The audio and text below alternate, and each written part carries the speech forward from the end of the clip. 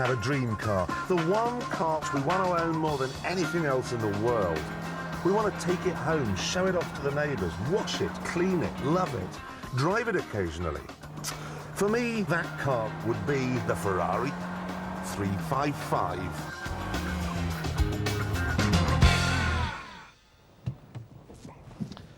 Very pretty, very quick, but not really very practical.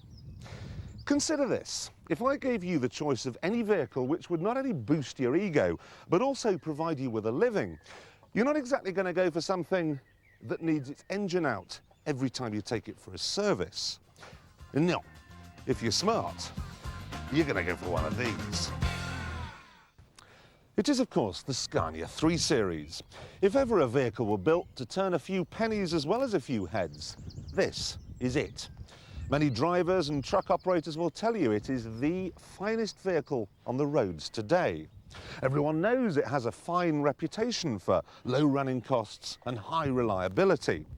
Small wonder then that Scania has become the market leader. But it wouldn't be my choice. Oh sure, I want the low running costs and the reliability and the status, but I want something that really stands out from the crowd. And now I can have it.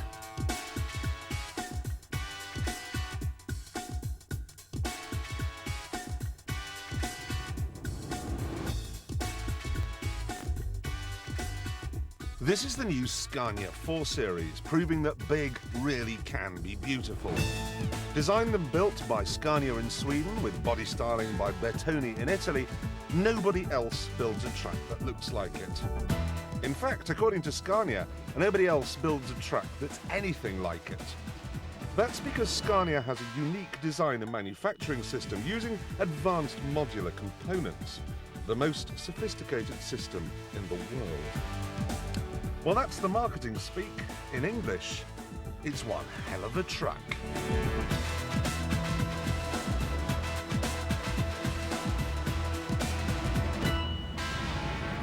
It's hard to believe that I am in command of a 38-ton rig here. It's just so smooth. I mean, I'm talking about the sort of smooth you'd get if Sade picked up a saxophone and entertained the crowds at a sleazy nightclub just after gorging herself on chicken liver pate. You're not just king of the road, you are king of the King's Road. If you turned up at a service area in one of these, it would be like turning up at the Battle of Agincourt in a Harrier jump jet. And it isn't just in-your-face presence with the 4 Series. Everything about it just oozes style, the dashboard layout, the quality of the materials used, then there's the space and the comfort and the visibility. And it's so quiet. I mean, I'm sitting right on top of a 530 horsepower charge-cooled V8 diesel. Yet I could drive this around at the back of a church during evensong and no one would even look round. But I think we're going a bit fast here. Let's take things one step at a time. Top of a list of priorities for most drivers is comfort, and top of that list is the seat. Look at this. It's got a heater. I can adjust the squab this way and that. I can tilt the whole thing up and down. This one does the backrest. I've got 3 lumbar supports.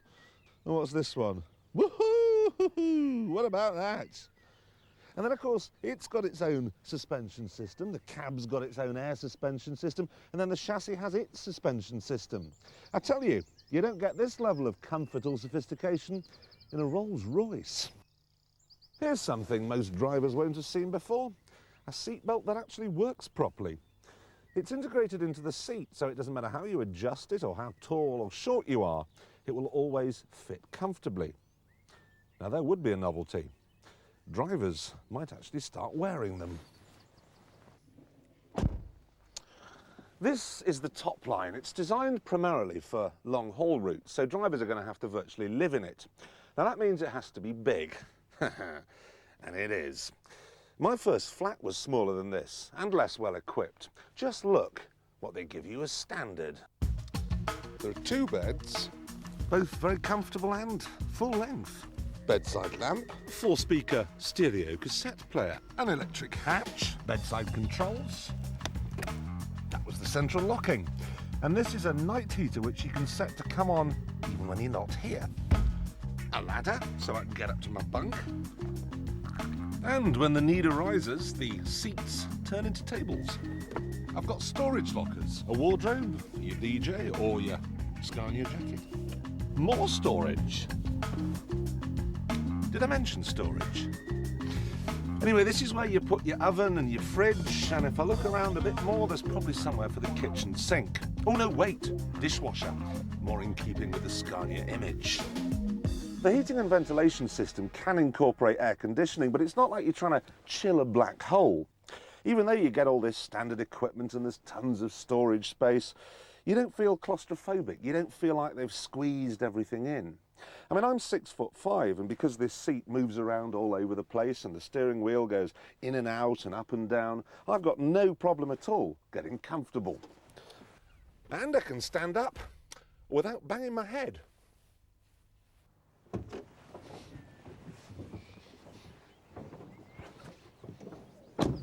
Neat touch, that. Now, you may be wondering how it's been possible to make the cab so big on the inside when there are legal and practical engineering restrictions on the size of the exterior. Well, Scania has discovered that it's not necessary to have a streamlined raked windscreen to get the best possible aerodynamics. Instead of sloping the windscreen, it's almost upright, but the cab is wedge-shaped. It's narrower at the front than at the rear. The result is more space on the inside and stunningly good aerodynamics on the outside. And of course, good aerodynamics means good fuel economy. So that's the top line, the largest of the new Scanias. But if you're in the distribution business or construction, you're going to have to put up with something a lot less impressive. You think so? Well, I don't, because that is the new 4 Series P cab. Less imposing than its R-cab brother, but small it is not.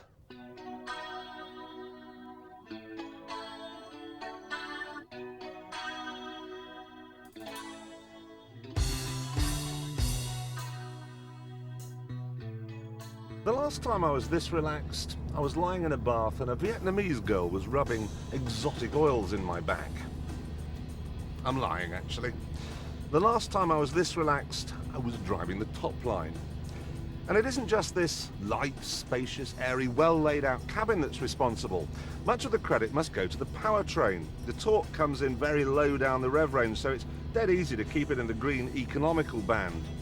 Then there's the gearbox. It's smooth and precise, and it's quick too, you have to say that. And of course, a quick gearbox means that you don't get much torque drop-off, and that saves fuel.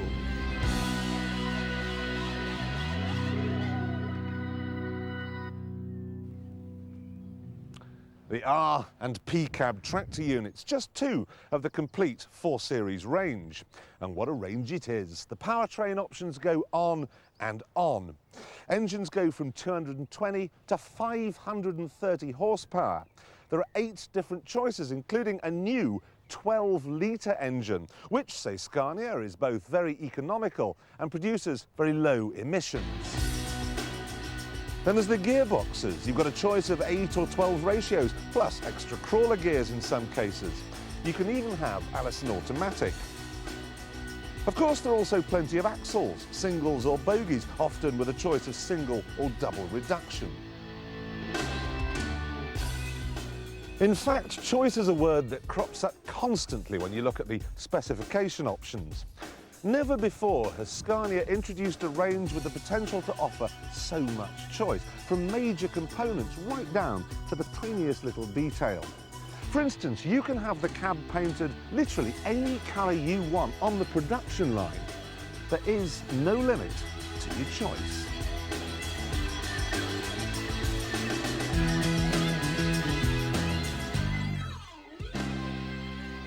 What Scania is saying is that whatever type of road transport business you run, they can provide a vehicle that meets the need. Not only that, but they are 100% sure that they can come up with an operational support package that will give you the lowest possible overall cost of operation. That gives you the best possible chance of maximising profit and income, which is what you want the truck for in the first place. And of growing importance to some is the environment. Can it live with the new Scania? Yes, of course it can.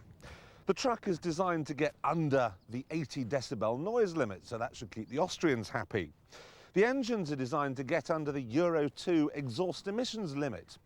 In fact, the 4 Series is designed to meet and beat every single piece of exhaust emission legislation in the foreseeable future.